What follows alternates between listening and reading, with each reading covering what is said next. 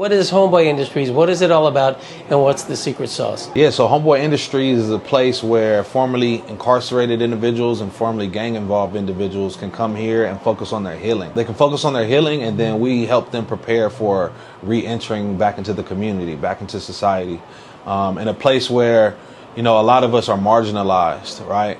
And we're used to being watched and not seen. So for Homeboys, the secret sauce is really keeping our finger on the pulse. And it's also about dosage. It's about little doses, right? We may have therapy, education, anger management, parenting classes, but it can't all be thrown at a person at one time.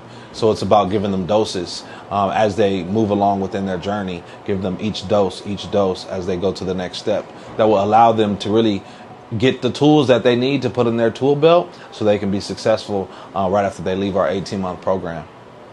And so when they enter the program, they have to be approved to join the program, right? That's correct. So there's a process for them to go, and this just kind of teaches them about just different processes within life in general.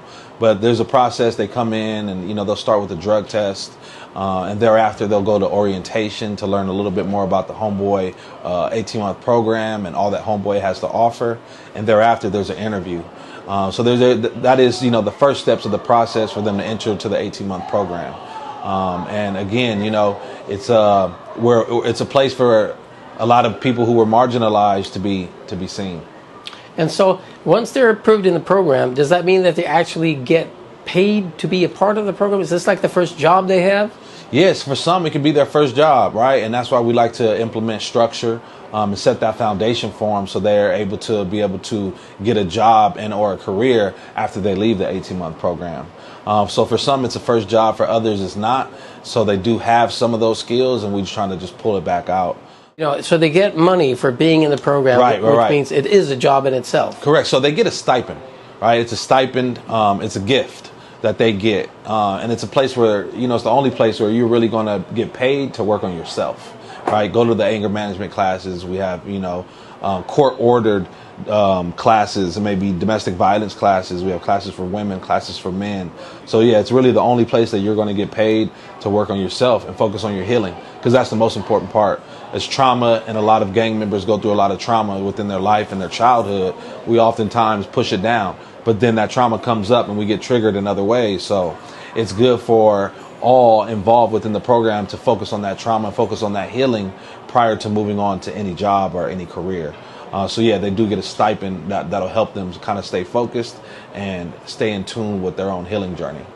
And so is there anything that they do that might get them thrown out of the program? Yeah. There's rules, there's rules and regulations, there's policies, there's procedures. So there's many things that, could get them thrown out of the program, but a lot of it is just based off their actions, right?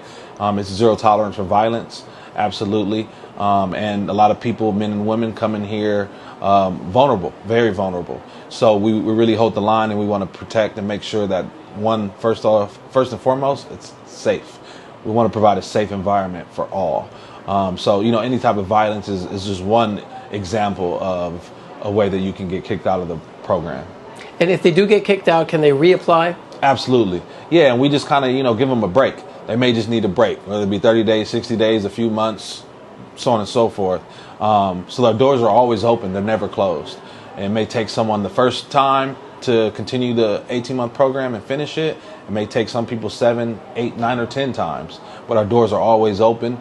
And, we're here for those who have experienced that trauma within, incarceration and gang member.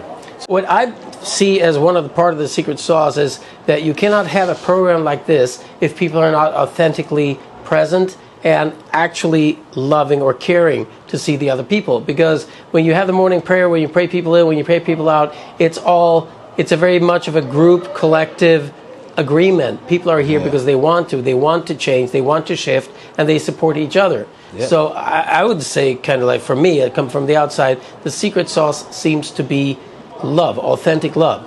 Absolutely. Love, hope, compassion, kinship. We can go on, and Father Greg has laid the ground for all of us to be able to follow in, not only his full footsteps, but just the love, just the footsteps of love, right?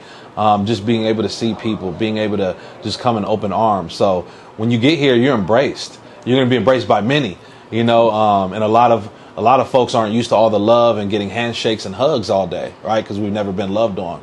But here, that is another part of it's another ingredient to the secret sauce, is that love. When you step in here, you feel the energy, you feel the welcomeness, you feel just the embracement of everyone.